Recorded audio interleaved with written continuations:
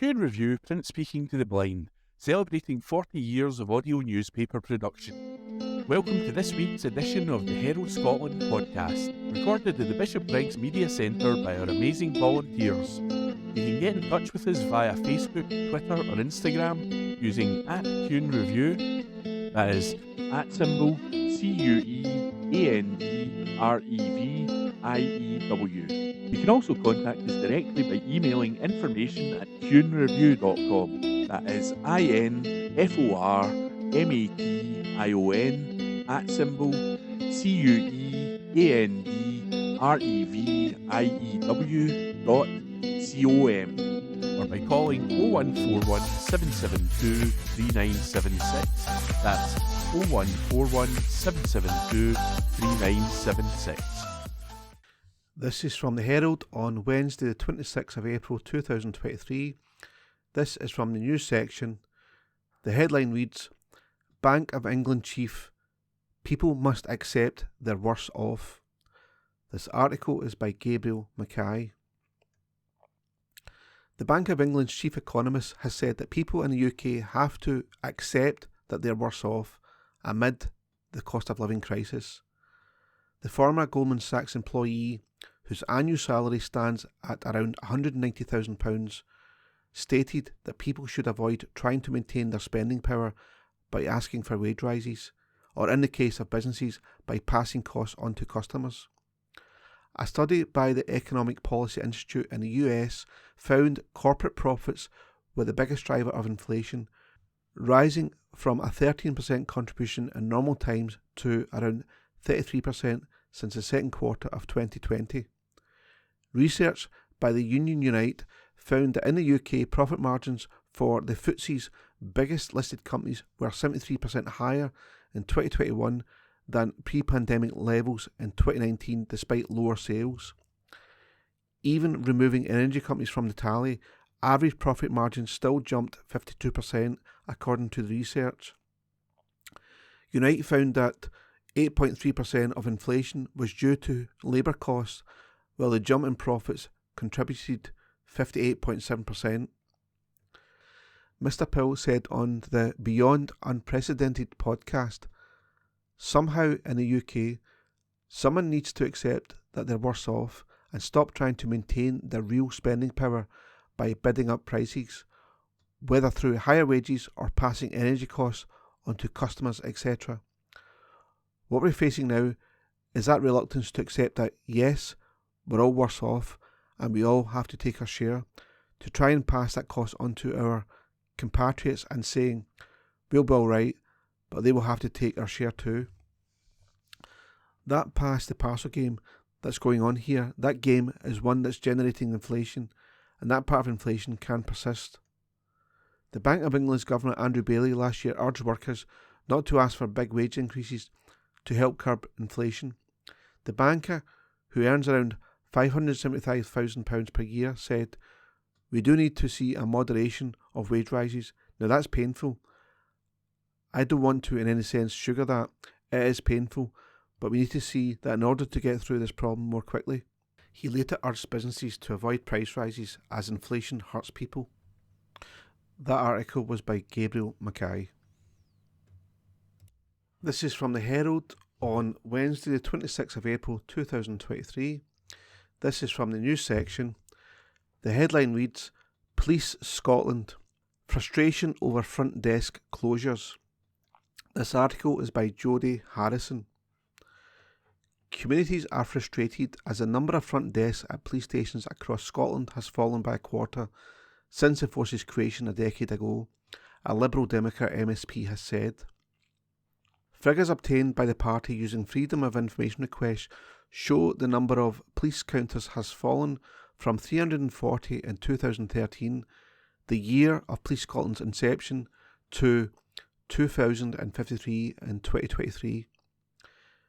Previous figures have suggested that around 140 police stations have been closed and officer numbers are roughly 900 fewer than a decade ago. Lib Dem Liam MacArthur said links between communities and their local officers are failing as a result. The issue of depleting police stations will be addressed in Holyrood this week during Justice Portfolio questions. Mr MacArthur said, when Police Scotland was introduced by SNP ministers, the public were told it would deliver significant cost savings which could be invested elsewhere in the service. Instead, it has seen police counters closing across Scotland. The police are most effective when they are embedded in the communities they serve. Not only that, but it is a source of comfort to people to know that they can go into a police station and speak to an officer face to face. There will always be a need for the police estate to match up with the demands of the service, but I know officers who are as frustrated as the public are that they now operate from central stations further away from their communities they serve, especially in remote and rural areas. Mr MacArthur went on to say his party will continue to press for links to remain between officers and their communities at the heart of Scottish policing. He added the Scottish Government must not make the same mistakes with their proposed takeover of social care services. Local accountability is valuable and bureaucratic reform programmes have a tendency to spiral out of control. Earlier this month, Mr MacArthur raised concern that more than a quarter of Police Scotland's properties were rated at a condition which is less than satisfactory. The analysis suggested 60% of the 310 properties were in a satisfactory condition, while 15% were just below this level and 13% were assessed as poor. Meanwhile, 4% were said to be in a good condition. Assistant Chief Constable Emma Bond said, Police Scotland's estate strategy is designed to ensure it is modern and fit for purpose, reflects the nature of policing and can support service delivery to local communities. Each division reviews and considers the requirements in consultation with communities, partners and stakeholders. This allows us to identify and propose locations where existing buildings no longer meet local policing requirements and where other opportunities exist. We are increasingly sharing locations with other agencies to give our communities the service they need and deserve and to provide better accommodation for officers and staff. We have 64 co-locations, representing around a fifth of our estate, with more planned in the coming years, and such joint working can deliver more effective service at better value to the public. At the same time, we are supporting our officers to spend more time in communities through the rollout of mobile devices. Responsive policing tailored to local needs will always be at the heart of our mission and purpose. A Scottish Government spokesman said, Policing continues to be a priority for this Government. While operational matters are rightly for the Chief Constable, he has highlighted his confidence that he will maintain an effective police service, keeping Scotland's communities safe, protected and resilient. We have more than doubled the policing capital budget since 2017 to 2018, supporting continued investment in policing assets. The allocation of these resources and responsibility for the management of the police estate, including police stations, sits with the Scottish Police Authority and the Chief Constable. The transformation of 8 regional police forces into a single national service has also ensured a more strategic and consistent approach to policing than under the previous system, with local scrutiny also having been strengthened by the 2012 Police and Fire Reform Act, which ensures councils have a say in policing. The article was by Jodie Harrison. This is from the Herald on Wednesday the 26th of April 2023. This is from the news section. The headline reads, SNP to abolish not proven verdict and set up sexual offences court. This article is by David Ball. Scotland's controversial not proven verdict is set to be abolished and a specialist sexual offences court established under sweeping government plans to overhaul the justice system.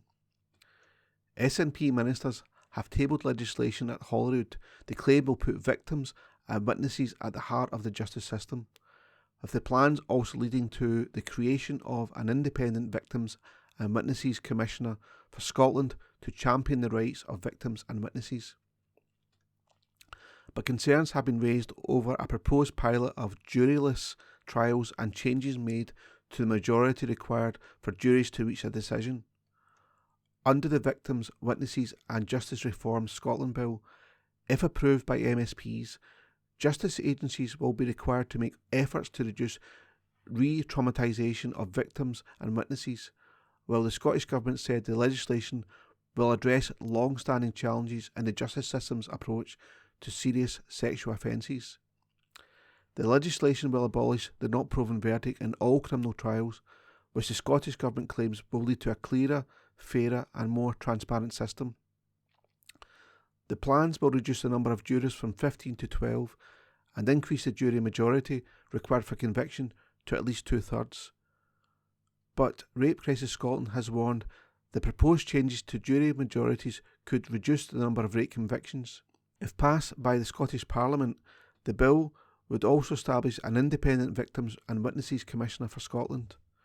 The bill also includes significant new measures to meet the needs of survivors of sexual offences, building on the recommendations of Lady Dorian's review group on improving the management of sexual offence cases. The plan would enable an automatic lifelong right of anonymity for victims of sexual offences, while a specialist sexual offences court will be set up with national jurisdiction to enable complainants to give their best evidence while minimising the potential for re-traumatisation.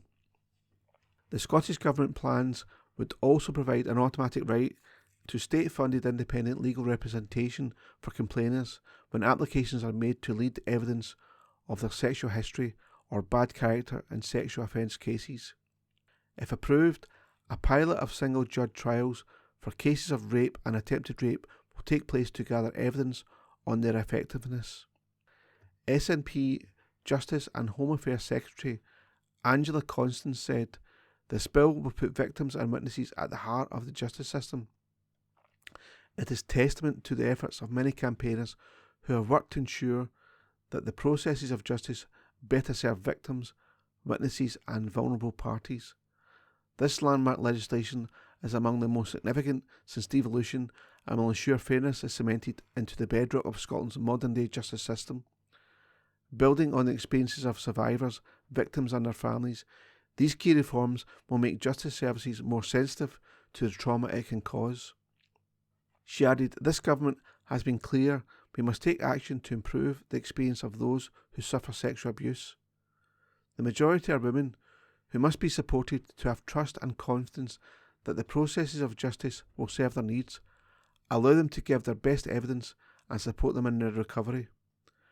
By creating an independent commissioner for Scotland to champion the rights of victims and witnesses, we can ensure that they are treated with compassion and their voices are heard."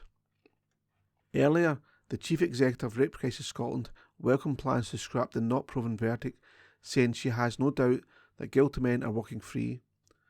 Speaking to the BBC's Good Morning Scotland radio programme, Sandy Brindley said, "The changes were a really positive development, but Rape Crisis Scotland has warned this is not a perfect bill," adding that it has concerns about its proposed changes from jury majority from 8 out of 15 to 8 out of 12. It added that juries are reluctant to convict in rape cases, warning that any change in jury majority could have significant impact on convictions. A statement added, "We are concerned that unless significant and sustained efforts are made to address the impact of rape myths on jury decision making, the overall impact of this bill may actually be to reduce the number of rape convictions." However, Advocate Thomas Ross KC took the opposite view, saying jurors should be trusted to carry out the job they have been given. He told the programme, "I work with prosecutors every day. I don't hear any of them saying that they are concerned about the conviction rate. I hear it every time Sandy's invited to come on one of these programmes. Previously, the Law Society has warned there could be an increase in miscarriages of justice if not proven is scrapped as a verdict."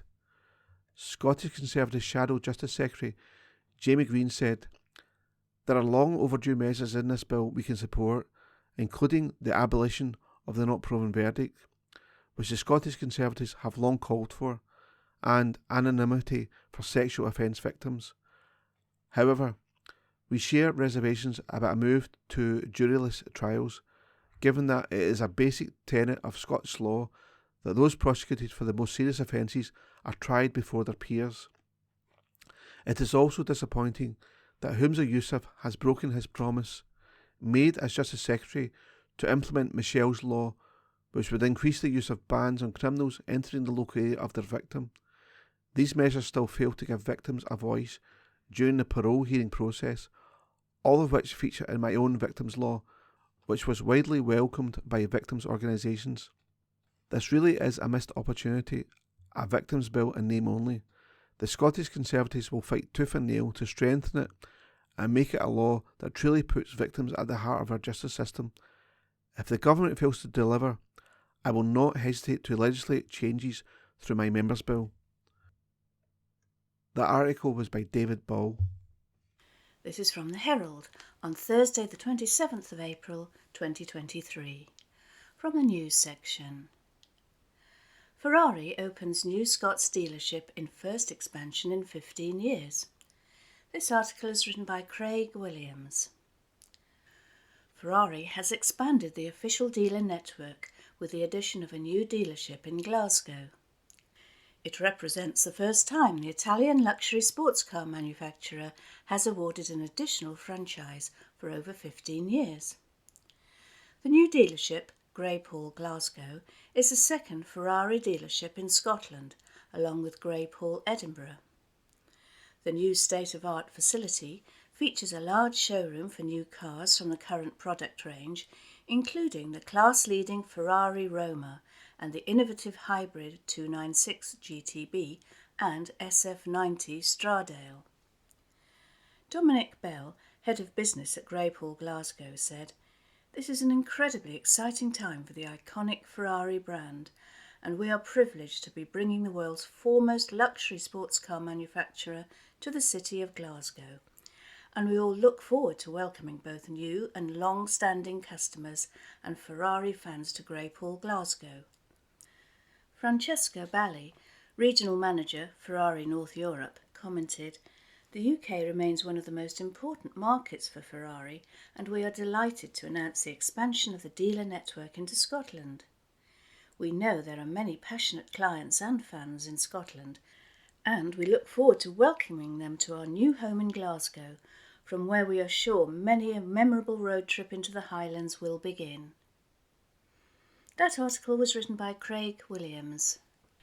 This is from the Herald on Thursday the 27th of April 2023, from the news section.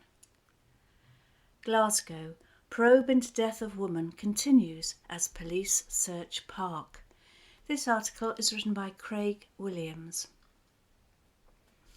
Police are searching for a man in a country park following the death of a woman at her home in Glasgow. Morel Starrock was found dead on Tuesday morning at a property in Dura Street in the city's Craigton area. Officers later descended on Mugdock Country Park, just outside the city in East Dunbartonshire, where they are searching for a man. Detective Chief Inspector Cheryl Kelly said, "A visible police presence will remain at both locations as our work continues." Ms Starrock worked at Sandwood Primary School in Glasgow, and on Wednesday parents were told of the death.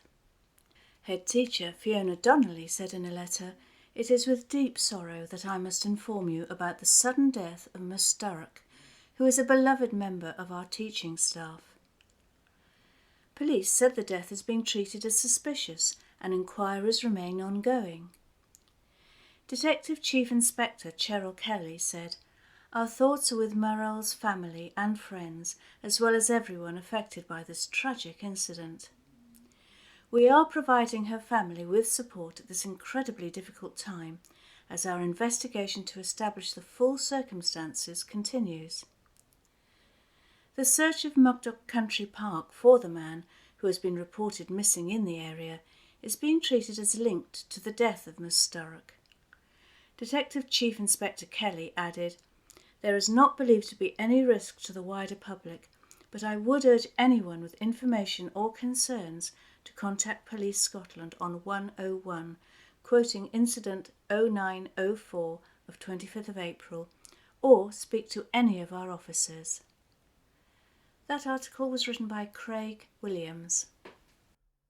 From the Herald Scotland, Friday the 28th of April 2023, from the news section. Defence lawyers say juryless trials pilot an affront to justice. By political correspondent Kathleen Nutt. Defence solicitors have called plans by the Scottish Government to run a pilot on trials for serious sex offences without juries an affront to justice. Earlier this week, ministers announced the measure as part of a set of proposals to overhaul the criminal justice system. Under the long-promised legislation, a specialist sexual offences court would be established and a pilot set up of a single judge without a jury to preside over trials for cases of rape and attempted rape. Further proposed changes would see the scrapping of the not proven verdict, a reduction in the number of jurors from 15 to 12, and the introduction of lifelong anonymity for victims of a sexual offence. But already, the plan to run a pilot on trials without juries in rape and attempted rape cases are being resisted by the legal profession, who see them as highly controversial and unnecessary. In a statement released this evening on Twitter, the Scottish Solicitors Bar Association, an organisation which represent defence lawyers across the country, called the proposal alarming and raised the prospect of balloting its members about whether they should take part in any future pilot. Judge-only trials for serious sexual cases is an alarming development that we see absolutely no justification for. No other civilised country dispenses with juries in such cases, said the statement.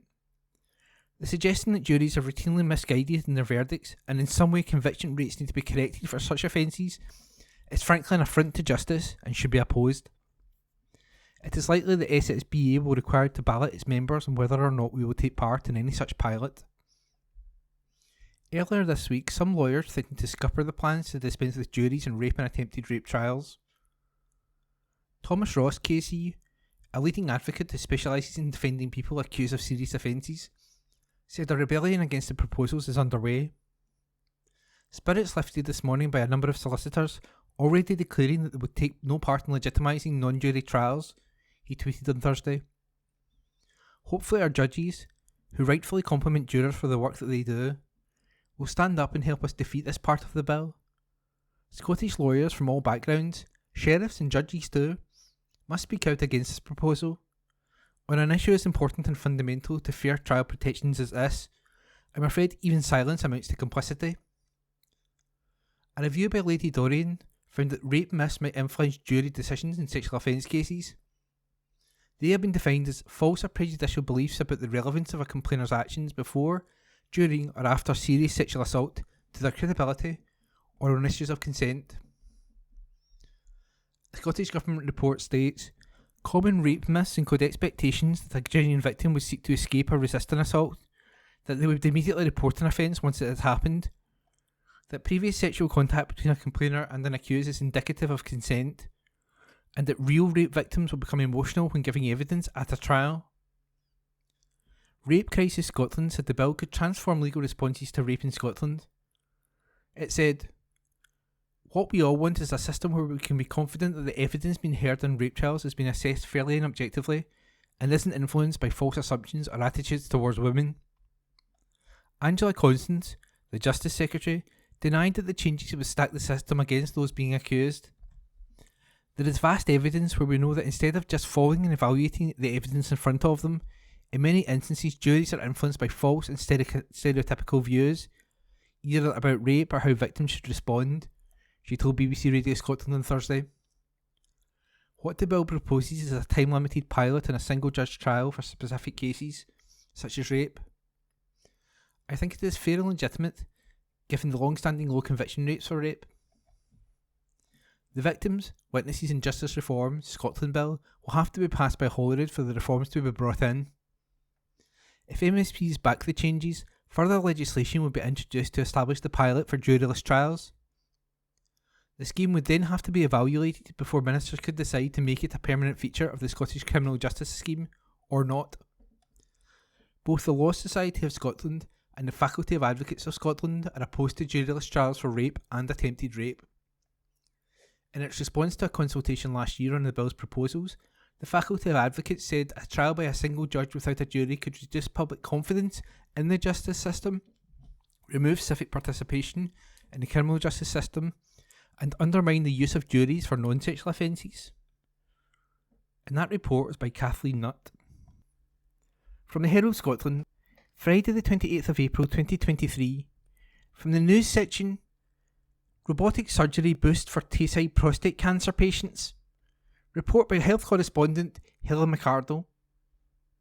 Around 400 patients in Tayside have undergone robotic assisted surgery since the technology was first introduced at the end of 2021. The health board has recorded the highest number of robotic procedures using a single robot of any region in Scotland, with the machines now being deployed in the majority of prostate cancer operations. It has also been credited with slashing waiting times, with no waiting list at all currently for prostate cancer surgery. NHS Tayside's robotic assisted surgical service first began operating in patients at Ninewells Hospital in Dundee at the end of 2021 and has since expanded significantly. As well as being used in prostate cancer surgery, it has been used to perform complex procedures in colorectal, upper gastrointestinal, urology, gynecology and ear, nose and throat specialities. The approach sees surgeons manoeuvre the arms of the robot surgeon using a control panel with a screen and headset enabling them to view and guide the procedure with extremely precise movements. It has been shown to reduce the risk of infections and to speed up patient recovery because it is minimally invasive, meaning that patients will spend less time in hospital overall. Consultant urology surgeon Professor Nabi carries out robotic assisted radical prostatectomies. The robot's advanced surgical system with a 3-dimensional endoscope and image processing equipment provides a magnified view of nerves and blood vessels surrounding the prostate gland, reducing the risk of damage to these structures. Professor Nabi said, "Robotic surgery is the least invasive surgical treatment option available today, and this surgical option is now very much embedded in the treatment of urology patients. It really is an innovative step up from laparoscopic keyhole surgery. The benefits of using precision instruments and keyhole surgical techniques for patients are evidenced in reduced blood loss and time spent recovering in hospital. Patients who have had robotic surgery for prostatectomies are generally able to discharge the next day. This dramatic reduction in hospital stays having a positive impact on waiting times, as it means more patients than ever can be treated. Robotic surgery has increased capacity and thereby decreased the 31 days waiting target for surgery. We have no waiting list for prostate cancer surgery currently." Bishop Stephen Robson from Dundee is among those to benefit after undergoing recent prostate cancer surgery. He said, "I was diagnosed with prostate cancer after I had little or no symptoms. After discussions with Professor Nabi, it was agreed that my procedure would be carried out using robotic assisted surgery. I had absolutely no qualms about the surgery as it was fully explained to me, and I felt very reassured that it was being carried out using such high-tech equipment under the expert control of Professor Nabi. For me, the major benefit of robotic surgery was how quickly I was able to go home. I was amazed that I was home the next day after my operation, which is down to the skill of Professor Nabi and the fantastic nursing team who helped look after me. I am very grateful to everyone who has been involved in my care and treatment. At each stage of my cancer journey, I have been treated with the utmost respect and kindness." And that article was by health correspondent Helen McArdle. From the Herald Scotland, Friday the 28th of April 2023, from the politics section, Scottish Tory Conference, Inside the Media Lockout Furore, by Tom Gordon, political editor. The faces of the Scottish Tory party press officers said it all. Surrounded by reporters demanding to know why Number 10 had barred swathes of the media from a Q&A with Rishi Sunak, they could only sigh and roll their eyes in sympathy. This was Downing Street's fault, big time. And so began one of the strangest, most self-defeating episodes seen at a Scottish political conference in recent years. The reporters, this one included, were rightly miffed at being excluded from what's known in the trade as a huddle, and off-camera, ask me anything chat with a senior politician. As we arrived in the SEC in Glasgow, we knew there was going to be one with the Prime Minister. What only became clear at the 11th hour was this was only to be for the favoured few, including the titles most supportive of the Tories. The Daily Telegraph, Daily Mail and Daily Express miraculously made the cut. The Times, Scottish Sun and P&J were also invited, as was the PA news agency. Everyone else was excluded, not just from asking a question, but from the room itself. There was not even a chance to listen and make notes. As the Scottish Tory press team relayed the news with hangdog expressions, a mini revolution ignited in the snaking corridors around the Lomond Auditorium. When the chosen ones, swiftly nicknamed the Subservient Seven, were ushered back to stage to meet the PM, everyone else simply followed them. There were a few attempts to tell people to stay put, but they were universally ignored. On and on marched the comrades. When the shoe leather crusade reached the allotted room, a number 10 handler gave in. "Okay, you know what? Let them all in," she harumphed. The hacks poured through the door, followed by a throng of TV cameras. Despite the manifest failure of their attempt to micromanage the event, number 10 kept trying, warning them that they were rapidly becoming the story themselves. They ticked off broadcasters for filming them.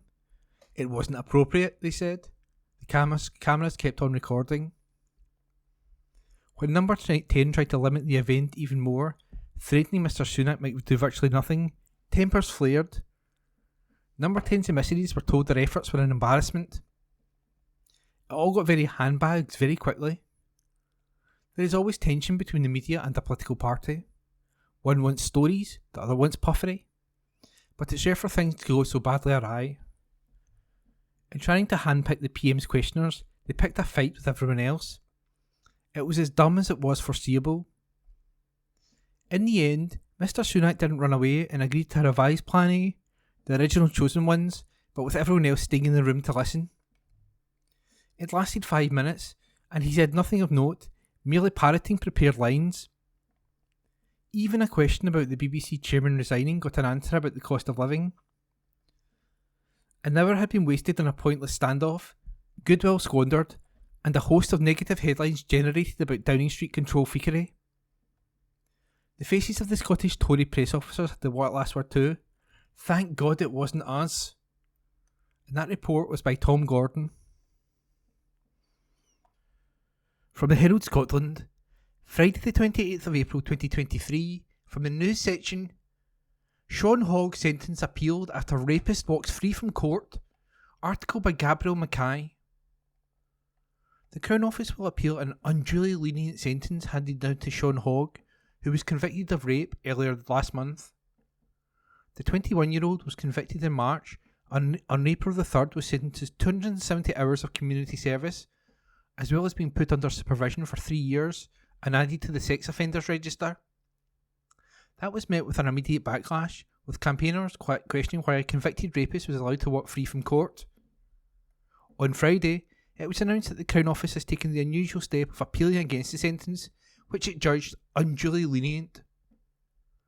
Deputy Crown Agent for the Crown Office and Procurator Fiscal Service, Kenny Donnelly, said, "Sentence is quite rightly the domain of the independent judiciary. However, the law provides for some limited circumstances in which prosecutors have the right to appeal against sentences. The appeal court has set a high test to be satisfied for this to happen. The sentence must be unduly lenient, which means that it must be out with the range of sentences which the sentencing judge, taking account of all relevant factors, could reasonably have been imposed." The question of the Crown appeal against sentence in this case has been carefully considered, and the decision to place this matter before the appeal court has been communicated to the complainer through her representative.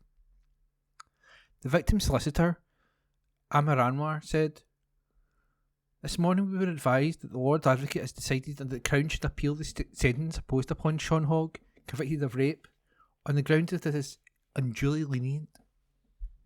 My client is relieved and grateful to the Lord Advocate. It has been nearly a month since Sean Hogg walked free from the High Court, ordered to carry out 270 hours of unpaid work after being convicted of rape. My client still does not understand why Hogg was allowed to get on with his life when he had ruined her. She wonders how many girls will think that there is no point in reporting rape after seeing a rapist walk free. Whilst the police, prosecution and jury did its job, she feels that in the end she was failed by our justice system, but today once more she has some hope that justice will be done." And that article was written by Gabriel Mackay. The Herald on the 28th of April and the Voices section. A new station is taking shape. Could it be a model for the future? By Mark Smith. I know we still haven't really got to the bottom of the whole camper van thing yet, but I have other transport-related news. A new railway station is taking shape in Scotland, and it could, I think, be a model for the future. The station is Leven in Fife, which effectively disappeared off the face of the earth in the 1960s when Beeching wielding his axe and cut huge swathes of the British rail network. It meant that for the last 50 years or so, the train journey through places like Leven and Ely and Pitterween have lived only in the minds of septuagenarian and octogenarian Scots. But not for much longer, I'm pleased to say, because this week Network Rail has released pictures of the work that's being done to restore Leven Station. It's part of a plan to reopen about 12 miles of the Fife coastal line, and it's due to be completed next year. Some 1,800 tons of stone have been piled into the foundations, and you can see now the future shape of the platforms. This is exciting stuff, and not just for train geeks like me. It means that, as also happened with Reston in the Borders recently, a community that was cut free of the railway will suddenly be reconnected with all the positive consequences that come from that. I remember the railway historian Tim Dunn putting it to me this way. Those two strips of steel matter, and once you sever them, communities effectively float loose and have to rely on buses that can deviate from their routes or never come at all. From next year, Leven will be cut loose no more. Quite apart from the power of that reconnection, physical and emotional, there are other serious lessons to be learned from the re-emergence of the Fife coastal route. First of all, it's important to be fair to Beeching, who's always portrayed as the big bad axeman. The truth is, by the 60s, much of the British network, including the Fife route, was massively underused and the system had to be rationalised. But the fact that we are, step by step, reopening some of the stations Beeching put his pen through is also a sign that another part of the theory that drove some of those cuts was wrong. The idea then was that the car would effectively replace the train. The car was the future. But anyone who's ever been stuck on the M8 or anyone who's worried about climate change will know that's not the case. The good news is that what's happening at Leven can also be a model for the future. The HS2 plan for London and the north of England proves new large-scale infrastructure projects can be massive problematic money pits, or at least they can be in this country. But the same doesn't apply to the stations that could be opened. Many of them still lie on lines that are in use or could be revived without building something entirely new from scratch. We're talking about quite a long list of stations here. In fact, Rail Future Scotland, the independent group that represents passengers, did an excellent study looking at the stations and lines that could be reopened across the country and reported that there were 50 that were seriously viable. That's nowhere near the 2,000 stations and halts that disappeared in the 60s, but it's a start. It's also tempting to imagine some of those stations back up and running and how it would affect us all. Glasgow Cross on the Trongate, for example, which was shut in 1964, that would seem like a no-brainer. Gorgie and Morningside in Edinburgh could also be high on the list, and another obvious candidate would be more stations on the Ayrshire line to Dumfries, where the railway could help the area's continuing regeneration. None of this is going to happen right away, but the fact that 1,800 tons of stone has already been poured into the foundations of the new platforms at Leven shows it can be done. In 12 months' time, some of those Scots who took the train up from the Fife coastal line for the holidays in the 40s and 50s will be able to do part of the journey again. That's powerful. A part of Scotland that we thought was gone forever is coming back to life, but it's also hopeful. From now on, this could be the way we do things. And that was by Mark Smith.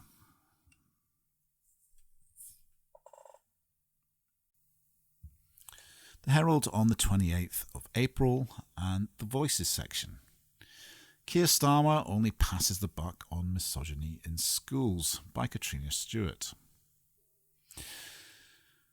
Those words must chill the heart of teachers, or at the very least, elicit lung-collapsing sighs.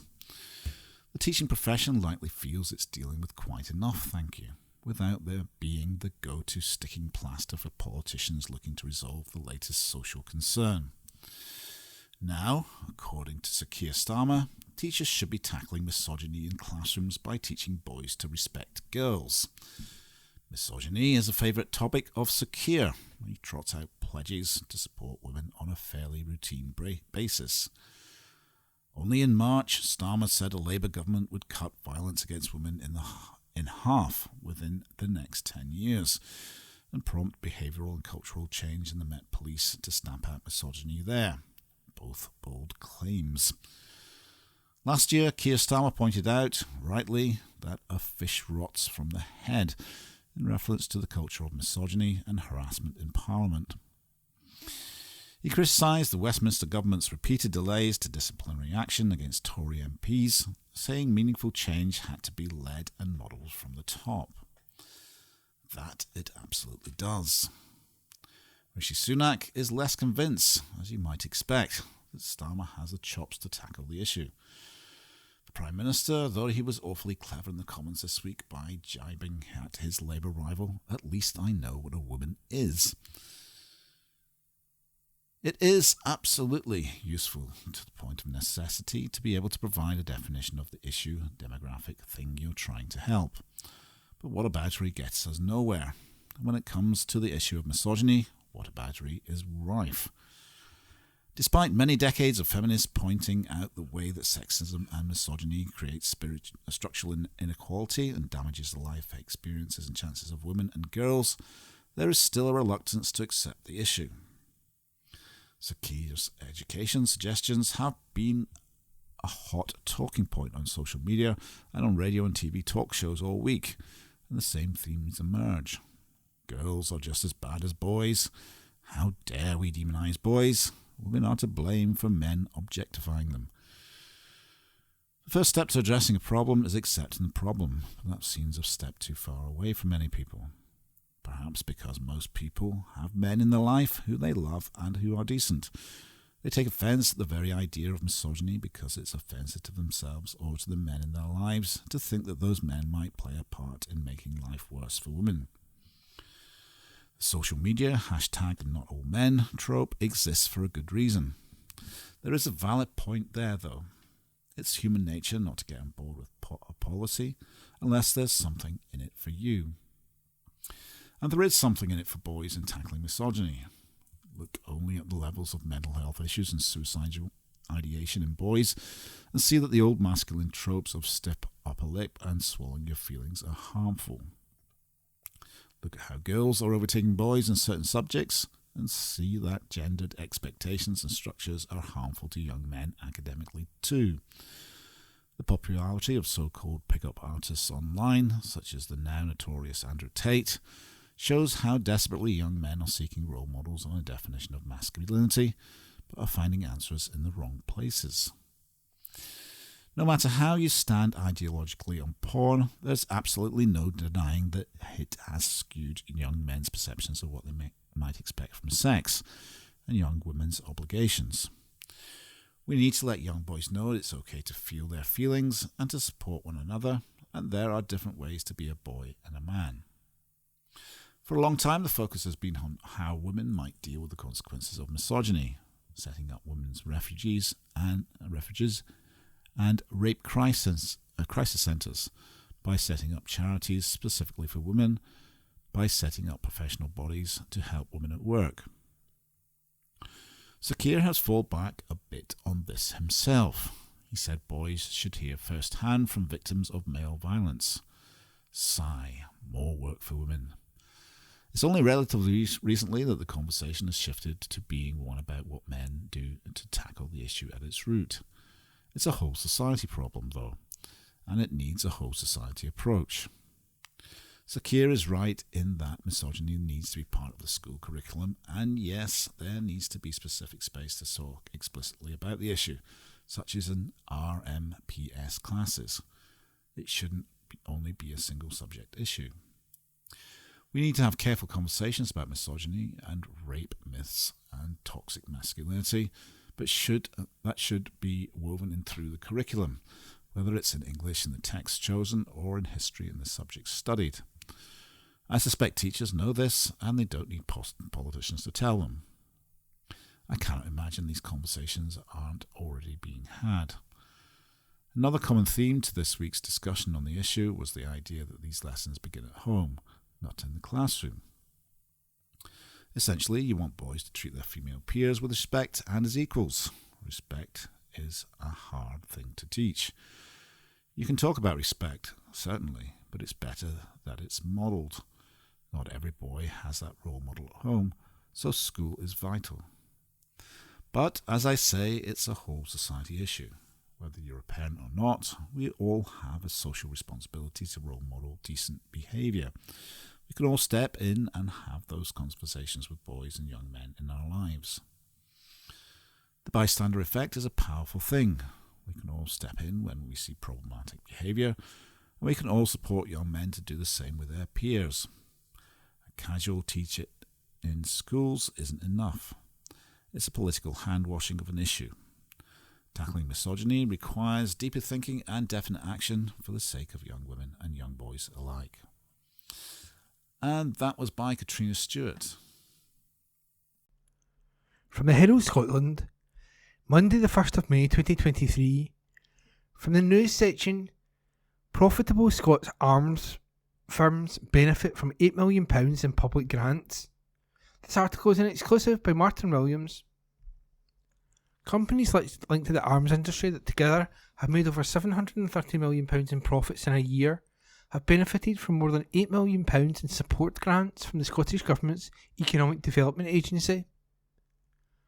Among the beneficiaries is Scots explosives firm Chemring Energetics UK Limited, that told the Scottish Government and Scottish Enterprise that munitions were a key growth area.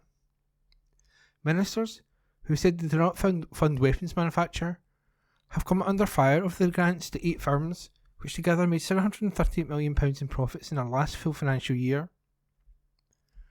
Chemring, which made a £4.4 million profit in its last full financial year and received over £1.2 million in funding over in 2022-23 for a research and development project. Scottish Enterprise has shelled out the money in grants in the last 2 financial years, saying that they employ tens of thousands of people across Scotland and that their aim is to help make their activities more economically sustainable and diversify their activities.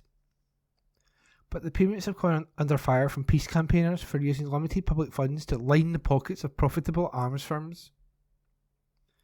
It has emerged that Scottish Enterprise, which says it does not support the manufacture of munitions, gave out some £6.35 million to multinational defence firms in 2021-22, while a further £2.02 million was given in 2022-23. The previous First Minister, Nicola Sturgeon, had repeatedly claimed that the Scottish Government does not fund the manufacture of munitions. The Scottish Peace Network said that ministers should not be subsidising profitable arms firms. Ayrshire-based Chemring, a major supplier to the military, which says its principal activity is the design and manufacture and sale of propellants and explosive devices, received its money as a research and development grant for an unidentified project, having previously sought support for its expansion. Scottish Enterprise documents say that this was a contribution towards overall project costs, focused on process innovation and using state-of-the-art technology and automation to design, test and optimise advanced manufacturing processes at its site. It went on, this project will create new jobs while safeguarding existing jobs.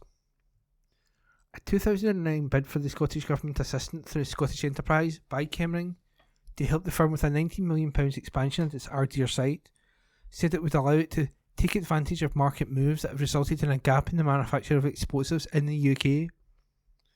Its bid document stated that key growth will be munitions. It went on, With the remoteness of the site and the existing explosive licenses and consents, the Ardeer site is well placed to attract new business in the field of energetic materials and products. The bid stated that the firm's principal activities were manufacture of pyrotechnics, battlefield simulation products, flares, cartridge/propellant actuated devices, explosive ordnance disposal equipment, propellants, munitions, and expendable countermeasures. 6 years ago, Chemring sought funding for a graduate placement programme, saying to Scottish Enterprise that it wanted to employ people to focus on product and process improvement of an existing product to support strategic growth of a range of pyromechanical products. Product applications which were to benefit included automotive, aerospace and defence, missile batteries, safety and arming devices, actuators, etc. It said in its application that the product range under consideration is a key growth area. Warren once said in 2016 that Chemring made significant profits after being awarded a contract in 2015 worth over £100 million to supply 40mm grenades to an unnamed country in the Middle East. At the time, Chemring, which employs 300 staff at Stevenston, dismissed any wrongdoing and said the Middle East was an important market for the company. The total amount paid out to Chemring in grants between 2007 and 2018 was £196,355. The campaign against the arms trade, CAAT, called for an end to what it called the pipeline of public funding to arms companies. Naomi McAuliffe, Amnesty International UK Scotland Programme Director, said it was incumbent on the Scottish Government and Scottish Enterprise to conduct a level of due diligence and assure the public and Parliament that they are upholding their legal obligations on the trade in weapons. Weapons manufacturer Raytheon, which made after-tax profits of $17.03 million in 2021 and employs 700 people in Glenrothes and Livingston, was awarded £600,000.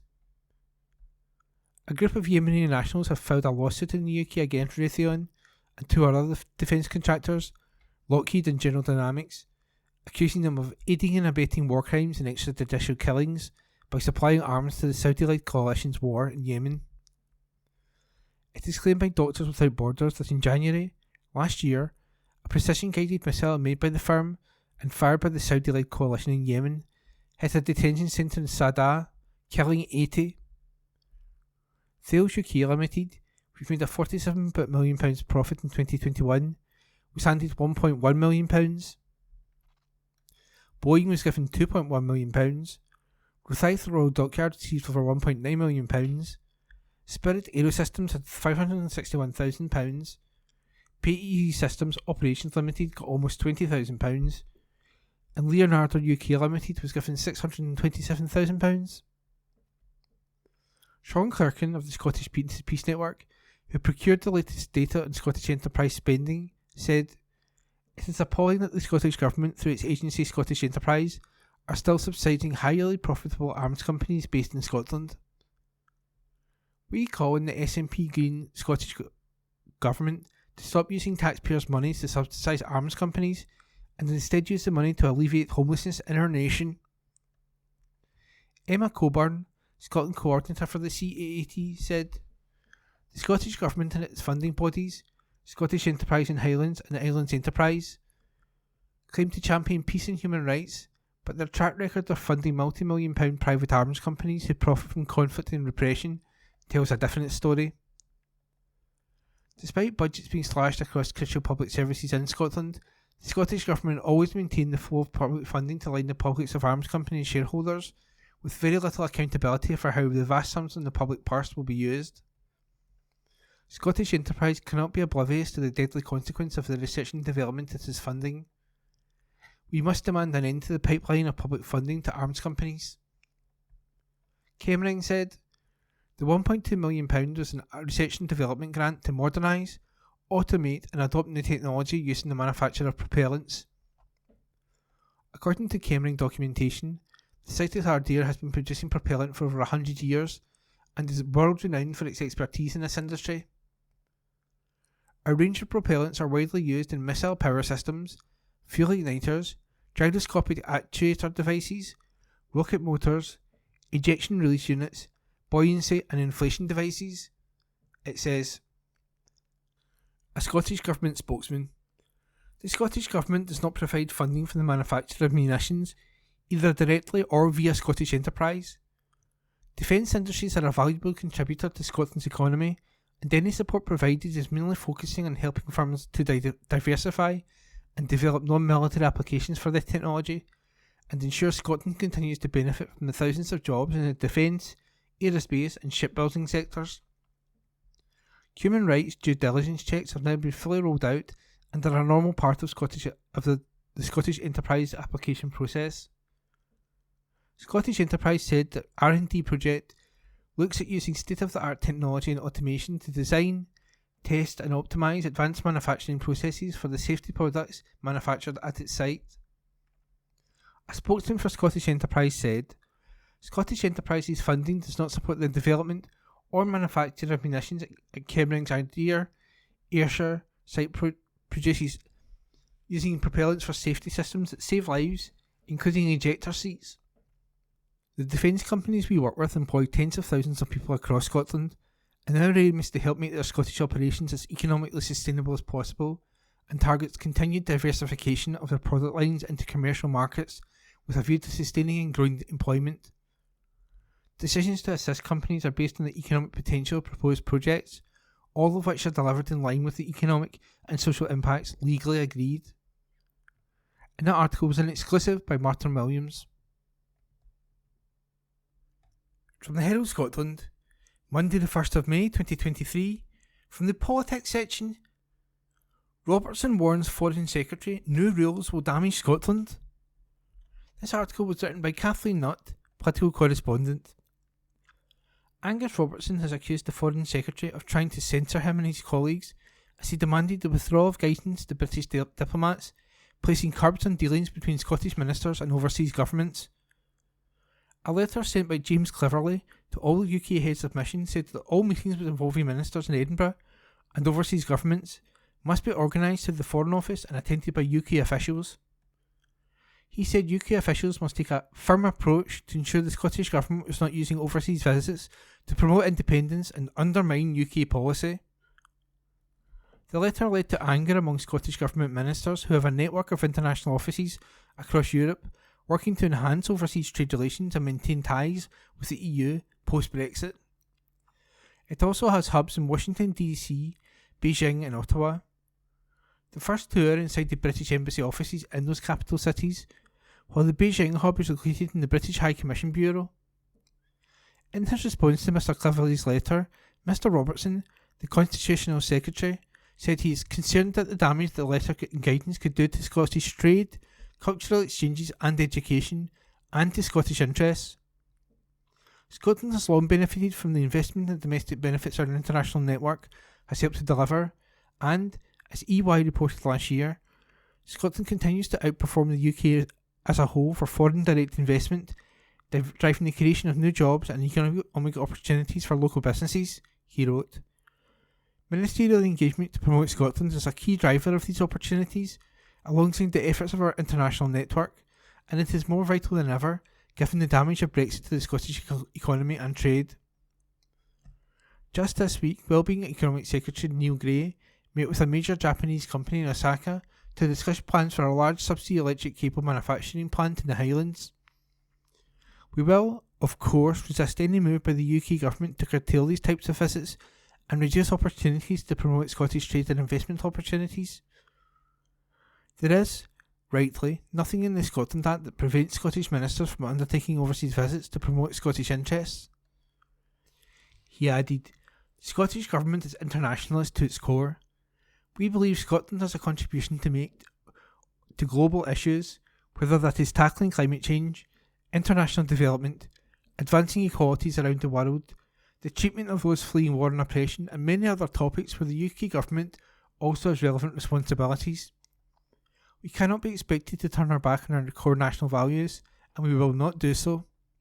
He continued, in terms of the practical effect, the clear purpose of the guidance appears to be to limit the Scottish Government's international activity. Make no mistake, this will cause real, practical damage to Scotland's interests. Scotland is home to leading businesses in space, renewables, life sciences, and artificial intelligence, and has an arts and culture sector with a global reputation. Our economy, business, educational institutions, and transition to net zero all depend on international partnerships and engagement. The Scottish diaspora comprises some 40 million people, many of whom want to engage with Scotland. In all of these areas of activity in other countries, their governments and businesses want to work with Scotland. The new guidance seems designed to put obstacles in the way of that. He went on, "Your letter and guidance amount to an attempt to censor Scottish Government ministers' legitimate engagement in international forums and meetings. They give an inaccurate picture of both the way the Union itself is supposed to operate and of devolution.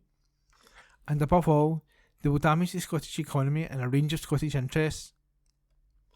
Mr. Robertson said he was surprised to first hear of the new guidance via a newspaper journalist seeking a comment, and underlined that the Scotland Act did not stop Scottish ministers forming relationship with other countries, despite foreign affairs being a reserved matter. The Foreign Office have been approached for comment, and that article was by Kathleen Nutt. From the Herald Scotland, Monday the 1st of May 2023, from the Voices section. Opinion: will SNP deliver as Tories refuse to fix Brexit mess? Ian McConnell. The sensing of a potential watershed moment in the Scottish Government's interactions with business by small firms champion Colin Borland is striking. There has been so much debate in recent years over the Scottish Government's relationship with and attitude towards business. Mr. Borland, Director of Devolved Nations for the Federation of Small Businesses, has been among the more moderate and constructive voices on this front. He has acknowledged the positives as well as highlighting areas of difficulty. He is not alone in such an approach. At times, however, there have been other voices in the Scottish business community which have been a little more shrill and often wide of the mark with their criticisms. Several of my own columns have, taking in the whole picture, challenged the orthodoxy that has developed that the Scottish National Party administration has been bad for business. In contrast to the SNP, the Conservatives at Westminster have since 2010 surely been very bad for business indeed. The Tory errors have included, but by no means been limited to, hampering the economy greatly with ill-judged and counterproductive austerity, and the utter folly of Brexit, which is hitting living standards hard, and will continue to do so in the years ahead. The SNP administration, which can obviously do little about Brexit other than highlight the folly, and has only had powers to offset in a relatively small way some of the Tories' savage austerity, has meanwhile been at the helm at a time when Scotland has been proving very attractive to overseas investors. Such external perception of attractiveness would seem like a good gauge, especially given the distortion sometimes created by the goldfish bowl nature of politics in Scotland. Accountancy firm EY's latest annual survey, published last May, showed Scotland outpaced UK-wide progress in foreign direct investment dramatically in 2021. EY declared that Scotland had made great strides as a destination for FDI in 2021, as its survey revealed the nation's attractiveness rating from potential future investors had hit a record. Notwithstanding this, many in the business world, not just as strident and sometimes politically motivated lobbyists, but also more thoughtful voices such as Glasgow Chamber of Commerce Chief Executive Stuart Patrick, have highlighted the perceived issues with the Scottish Government's interaction with the sector. Against this backdrop, the following observation from Mr. Borland in his comment in the Herald on Monday seemed all the more noteworthy. We may have witnessed a watershed moment in the way the Scottish Government interacts with business. Mr. Borland reflected on Hamza Yousaf's early days in his new post and offered the view that the First Minister's statement on his government's priorities contained a lot more than deserves our attention. The FSB's Director of Devolved Nations added, most notably, after months of sustained campaigning from the Federation of Small Businesses and other industry bodies, Mr. Yousaf announced a postponement of the much maligned Deposit Return Scheme, DRS. Furthermore, he sent the equally controversial anti-alcohol advertising and promotion plans, which I think many now accept should never have seen the light of day, back to the drawing board. In doing so, the First Minister signalled there would be a renewed focus on meaningful engagement with business to guard against similar episodes in the future. Mr. Bowen noted that the first test of this new approach to business engagement will be the review and reform of DRS. The specific proposals for and uncertainty around the DRS, which is aimed at encouraging more people to recycle plastic and glass bottles and aluminium cans, have undoubtedly caused much angst. There will no doubt be many tests of the perceived new approach ahead, and it will be interesting to follow the various views on how Mr. Yousaf and his administration are seen to be performing in these. My column for the Herald on Wednesday reflected on how Mr. Yousaf had acted swiftly and significantly on the DRS and in sending the proposals on restricting alcohol advertising, which had seemed likely to result in absurd effects if implemented in their original form, back to the drawing board. The column concluded it was a case of so far so good from Mr. Yousaf, whose ascension to First Minister would not have been the choice of some company bosses, on matters business and economic, but noted the importance of what came next. It will be fascinating to see how things evolve from here. My Friday column for the Herald, meanwhile, looked at two major constraints for Scotland's tourism sector, which are particularly lamentable given the UK's economic woes. The shortage of affordable housing in remote and rural areas of Scotland is a key challenge for many hospitality operators, with the owners of the Seaforth Seed Restaurant, Bar and Fish and Chip Shop in Ullapool have taken the innovative step of buying the nearby Moorfield Motel to provide staff accommodation. Mr. Yousaf has identified affordable housing as a priority for his administration, and it will be interesting to see how he tackles the situation and what results are achieved. The other dispiriting constraint is, of course, the impact of Brexit in fueling the skills and labour shortages crisis in the hospitality sector. Sadly, it is clear that the Conservatives at Westminster, who have the power to deal with this problem, will not be doing so on ideological grounds. After all, it is their clampdown on immigration from the European Economic Area countries to the UK through their hard Brexit which has caused this problem in the first place. And they most definitely have a predisposition towards not owning up to or fixing their sorry Brexit mess. And that was an opinion piece by Ian McConnell. This article is from the Herald on Tuesday, the 2nd of May, 2023, from the sports section. The headline is Ange Postecoglou on his plans to make Celtic even stronger next season. The report is by Matthew Lindsay. With Celtic safely through to the Scottish Cup final, thanks to their hard-fought win over Rangers on Sunday, and on the verge of a world record 8th treble, Ange Postecoglou could be excused if he sat back and reflected on a job well done. The Parkhead club will retain the cinch Premiership title if they beat Hearts at Tynecastle on Sunday, and complete another clean sweep of domestic silverware if they defeat Championship rivals Inverness Caledonian Thistle in the Scottish Cup final at Hampden in June.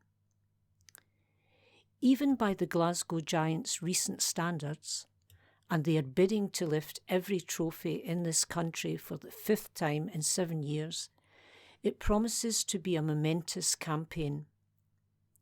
But Postecoglou, whose "we never stop" command to his players, given during a mic'd-up training session at Lennoxtown shortly after he arrived in Scotland in 2021, has become something of a mantra for his all-conquering side, is acutely aware that he must practice what he preaches.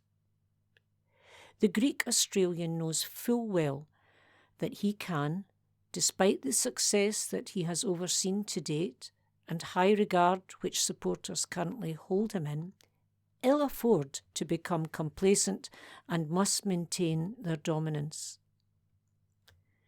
Michael Beale, the Rangers manager, vowed there would be the biggest rebuild in many years at Ibrox this summer, and admitted that up to 12 players could both leave and come in.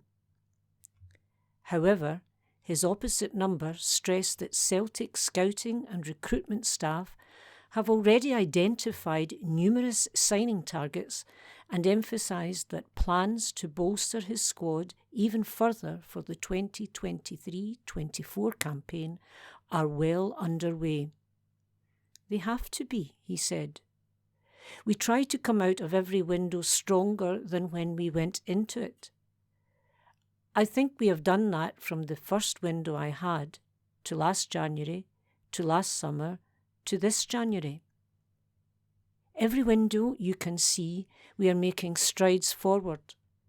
We will do the same in the next window to make sure we come out of it stronger than we were when we went in. To me, that is the only way you can measure what you are doing, by progress. Are we a better side than we were last year? Absolutely. But we need to be a better side in 12 months' time if we want to be in this kind of position to challenge for honours. If we stay where we are right now, there is every chance that someone might overtake us. We constantly have to be looking to improve. And to do that, you can't settle where you are. Postecoglou has shown he has an eye for a good player since taking over at Celtic. Joe Hart, Cameron Carter-Vickers, Karel Stelfoot, Josip Juranovic, Alistair Johnson, Rio Hatate, Matt O'Reilly, Daizen Maeda, Leo Labada, Jota and Kyogo Furuhashi have all excelled. The 57-year-old appreciates the money that he has been given by his employers to spend in the transfer market since he arrived. But he revealed that he still feels intense pressure to use the funds at his disposal wisely. It keeps me up at night, he said. I don't want to get things wrong. When you take that responsibility onto yourself, you need to make sure you're always doing the right thing by the football club. That is what I have tried to do. Celtic lavished over £12 million on Cameron Carter-Vickers and Jota, who had spent the 2021-22 campaign on loan from Spurs and Benfica respectively. Last summer, and the duo have more than justified the substantial outlay which it took to secure their services since. Centre-half Carter-Vickers was a deserved recipient of the Man of the Match award against Rangers at the weekend, and winger Jota scored the only goal of the game. When you look at that window, it may seem like we didn't do too much, he said. But those two signings were pretty critical. To be fair, the club backed me. They were significant outlays for a club of our size. But we tried before we bought, so we knew what we were getting. And more importantly for me, I knew that they would be better. They are at that age. It wasn't just about spending the money to get players back who did well for us last year. I knew that they could be better this year, and they have been tremendous assets for us. Postecoglou added, "It doesn't need any arm twisting, but it does require trust and faith on both sides. The club needs to sort of trust my judgment in that, and I need to trust the club is going to make the right decision. It isn't limitless in what we can spend, and I knew that those were going to be our two major acquisitions, and we weren't going to have a lot of money outside of that to spend. But I thought we were getting two very good footballers who would make us better than last year. Everyone was aligned with that." Celtic have made a series of outstanding signings in the past 2 years without having a sporting director in place. But Postecoglou believes many people behind the scenes at Parkhead deserve enormous credit for the impact their recruits have made. "It's an important part of my role," he said. "You gain the trust of the supporters and also the people you work with and work for, that your judgment is going to be good on those areas. It's not foolproof. We all make mistakes. But for the most part, we have been very successful in identifying the right kind of people to our football club. For me, that is all a manager can ask for, that support, and I've had it. But please don't be mistaken. I am no one-man show. I have fantastic people around me who provide the information that allows me to make the best decisions. That's what I do. I make decisions. But I don't do that in isolation. I have fantastic people in every department: coaching, sports science, medical, scouting, analysis, media. I will take the responsibility, but I am not doing this on my own. That report was by Matthew Lindsay. This article is from the Herald on Tuesday, the 2nd of May, 2023, from the sports section. The headline is, Kyle Vassell lifts lid on tattoos and huge sliding doors moment. The report is by Ewan Payton. Kyle Vassell could well have had his own Wolf of Wall Street story had one moment in his life turned out differently. The Kilmarnock striker has revealed that he had the opportunity to become a stockbroker when he left Brentford in 2011. The move would have seen him ditch full-time football to concentrate on a career in the financial sector. As it turned out, Vassell's tattoos were a real stumbling block for the company. When attending an interview, he was quickly asked about them and indeed why his neck was visibly inked up. It was a real sliding doors moment for the 30-year-old, but he insists he wouldn't have changed his path in life so far for anything. My tattoos all mean something.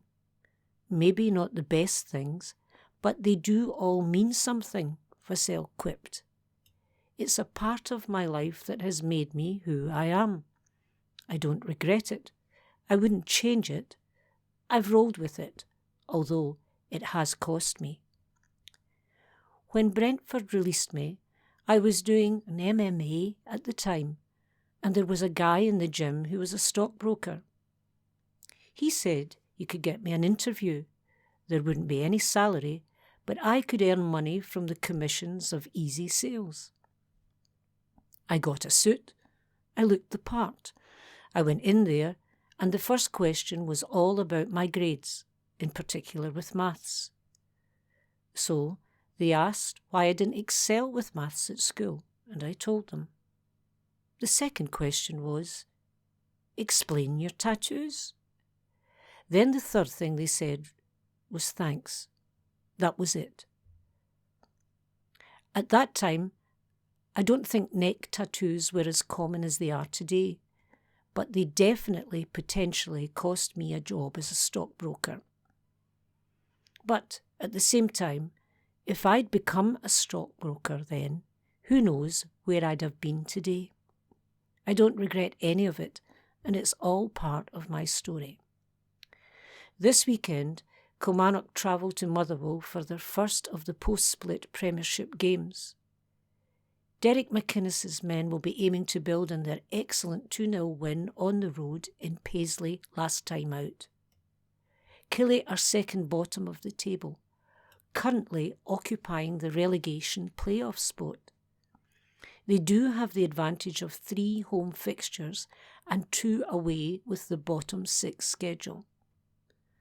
And Vassell has called on the club's fans to make Rugby Park an uncomfortable environment for visiting teams to play in. He added, I spoke to the general manager about the games the other day. I think it's only fair we had 3 home matches. That's what we were due. This post-split stuff to me is all very new. I've never known anything like this before. When I signed, I looked at the fixture list and I said to my girlfriend, "Babe, the season ends in April. We can book up for the first week of May." I genuinely didn't realise there were 5 extra games. I sound like a broken record. The boys are brilliant. We have so much ability in here. We've got more than enough. It's all about getting it out together on the day. If we can do that, we're really good. The fixtures are really good for us, but I'd still be confident even if they weren't. The way the league is set up, it's a brilliant format. Every game is important. They all mean something, and I can't wait to get stuck into the games. The fans have been brilliant for us. I don't think fans understand how important they are sometimes. They can genuinely be the 12th man. I've played in games that we've won because of the fans. They give you a lease of life and make you want to work and run harder. As many as we can get to Rugby Park for these games, as loud as they can be, the better. It puts off the other teams as well. We can be intimidating. It's a big stadium, so we can use that. That report was by Ewan Payton. That concludes this week's edition of the Herald Scotland podcast. Please remember to subscribe to our channels, review, tell your friends about our service.